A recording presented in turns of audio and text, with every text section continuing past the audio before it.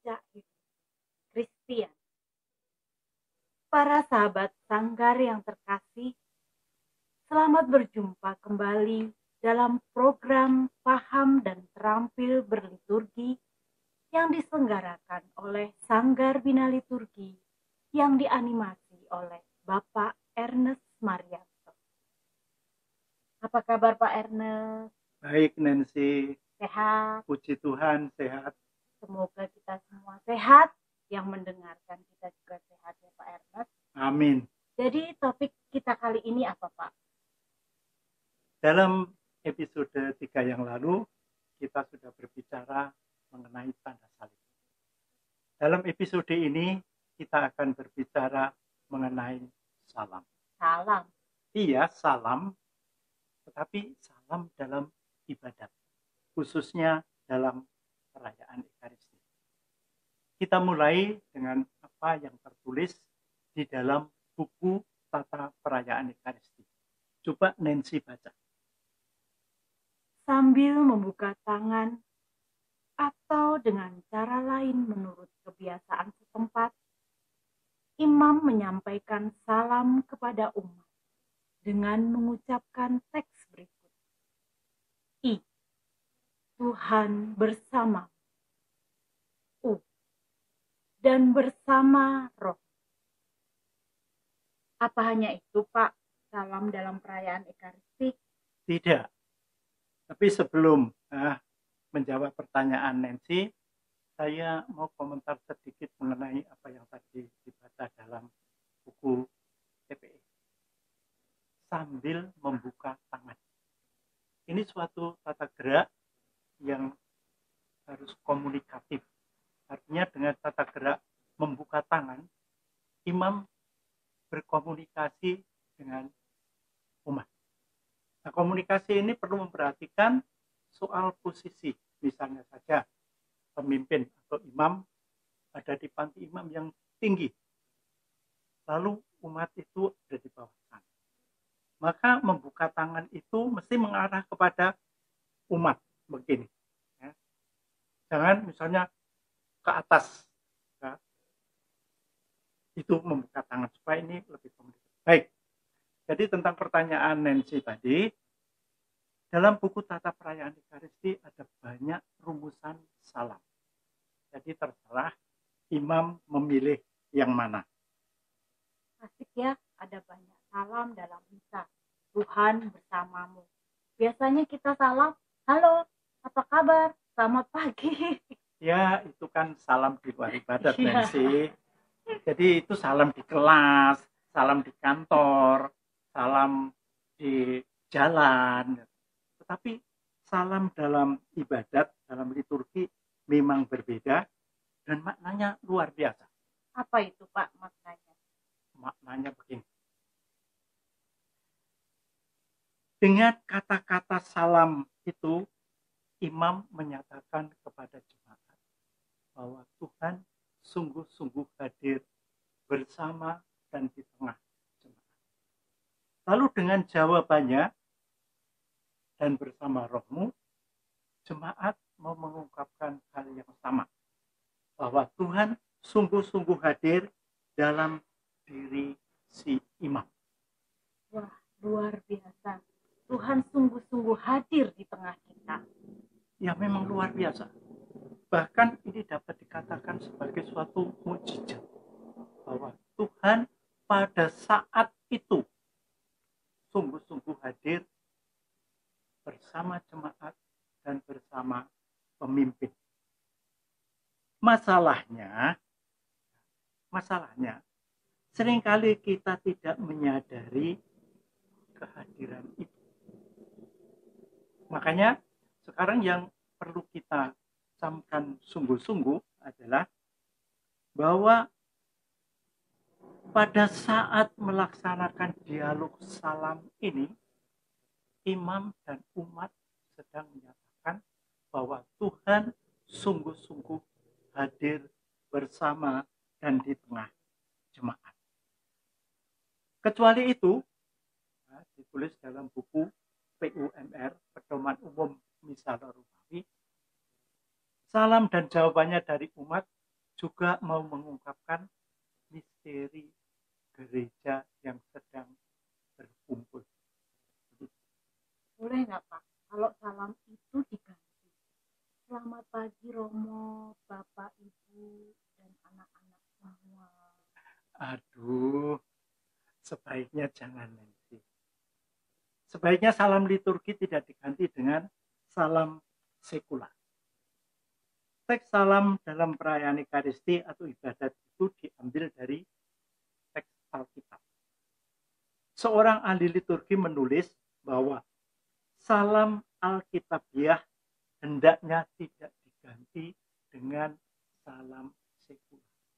Sekali lagi, dia ahli liturgi itu menulis salam dalam liturgi hendaknya tidak diganti dengan salam sekular. Mengapa? Karena dengan salam sekular seperti itu, sebetulnya kita membuyarkan dinamika, alur, atau grafik yang dibangun mulai dari awal perayaan Ekaristi. Mulai dari nyanyian pembuka, kemudian tanda salib, dan pada saat ini mau ditegaskan Tuhan hadir bersama kita. Tuhan bersamamu. Maka jangan diganti lagi dengan keluar dari konteks liturgi. Selamat pagi, saudara-saudara, apa kabar? Jadi sudah jelas ya Pak. Ya. Jadi tidak boleh diganti. Nah sekarang Pak, supaya makna dan misteri yang mau diungkapkan oleh salam itu sungguh kita sadari, bagaimana salam dalam perayaan Ekaristi harus dilaksanakan. Nah, ini pertanyaan yang sangat bagus. Cara pemimpin memberikan salam dan cara umat menanggapi salam itu sangat penting. Cara pemimpin dan umat menanggapi ini adalah suatu komunikasi. Jadi ketika mengucapkan salam ini harus sungguh-sungguh komunikasi. Dan umat juga menanggapi dengan komunikasi.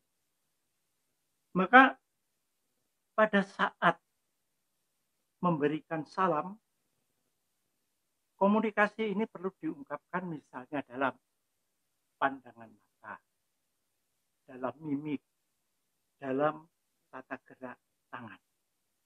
Semua ini harus benar-benar menopang kata-kata salam. Jadi untuk memberikan salam secara mantap, mestinya baik pemimpin maupun umat menghafal teks salam. Tapi ada loh Pak, yang memberi salam sambil lalu, sambil buka-buka buku, sambil baca, bolak-balik buku TPE, itu gimana Pak? Nah, itulah salah satu kesalahan. Saya mau mengatakan salah satu, bukan hanya kelemahan ya, sesuatu yang tidak baik sebetulnya. Salam akan menjadi kurang menyapa kalau pemimpin pada saat memberikan salam itu misalnya membaca teks dari buku. Misalnya begini, Tuhan bersamamu. Ini kan tidak berkomunikasi. Maksudnya Tuhan bersamamu. Jadi atau sambil lalu, atau sambil membalik-balik buku, seolah-olah mencari sesuatu dari buku. Jadi ini sangat melemahkan makna salam. Umat pun harus menjawab salam imam dengan mantap. Karena dengan jawaban itu, mereka sedang menyatakan suatu misteri yang sangat penting, yaitu bahwa Tuhan sungguh-sungguh hadir bersama imam. Maka umat mesti juga menghafal entah teks kalau dilafalkan atau kalau dilakukan. Tapi sering sih Pak, kalau di gereja itu umat nyanyinya tidak bersemangat, loyo, salah lagi nadanya. Itu sering sekali saya dengar. Bisa nggak Pak diberi contoh yang benar tuh seperti apa sih dalam memberi salam? Nah, ini usulan yang sangat baik. Begini, ya, sering umat menyanyi seperti ini kan? Dan bersama rohmu. Dalam cara menyanyi seperti tadi, ada dua kesalahan. Pertama, lagunya salah. Nadanya tidak tepat. Tadi dilakukan begini. Solala, solala. Padahal yang tertulis dalam buku, entah TPE atau puji syukur, sola, sol, solala. Jadi harus dinyanyikan sebagai lagunya ya. Dan bersama rohmu. Begitu. Lalu kesalahan yang kedua itu jiwanya. Nggak ada rohnya. Rohnya. Jadi syair kemantapan iman akan kehadiran Tuhan itu tidak terungkap dalam cara nyanyi yang loyo seperti tadi. Jadi mestinya kalau ini memang ungkapan iman kan harus mantap. Jadi kalau dua kesalahan tadi mau kita perbaiki, harusnya seperti begini. Dan bersama rohmu. Bagus? Bagaimana kalau kita coba berdua? Coba kita berdua. Ya. Saya Dan juga bersama, pengen belajar yang benar. Dan bersama rohmu ya. Dan bersama rohmu. Bagus, Nancy udah bisa ini. Ya, kalau biasanya nyanyinya salah, sekarang udah benar. Boleh kita ulang Pak? Boleh. Ayo, sekali lagi ya. Dan bersama rohmu. Asik, saya bisa menyanyi dengan baik dan benar. Bagaimana sekarang kalau para sahabat Sanggar juga kita ajak menyanyi ya. Ide bagus Pak. Mari kita bersama-sama melakukan salam dengan benar dan baik ya, para sahabat Sanggar dan bersama rohmu ya. Mari. Dan bersama rohmu. Sekarang kita nyanyikan secara utuh ya. Saya akan menyanyikan mulai dari pemimpin atau imam, kemudian para sahabat Sanggar menyanyi bersama bagian umat. Tuhan bersamamu dan bersama rohmu. Boleh kita ulang Pak Ernest? Bagus, lebih mantap ya. Tuhan bersamamu dan bersama rohmu. Wah, bagus sekali Pak Ernest. Kalau semua orang mendengarkan salam, yang pelajaran salam ini, pasti dalam setiap misa akan menjadi misa yang luar biasa, yang penuh roh, penuh semangat, dan benar-benar Tuhan itu hadir dalam misa. Betul. Coba, setiap kali misa di gereja Nancy berapa umat yang hadir? Sekitar 1.000. Nah, bayangkan kalau 1.000 orang menyanyi dengan mantap, penuh roh, menyatakan kehadiran Tuhan bersama mereka, itu kan luar biasa. Baik, ya. Semoga demikian. Para sahabat Sanggar yang terkasih, terima kasih telah belajar bersama kami mengenai salam dalam ibadat, khususnya dalam perayaan Ekaristi.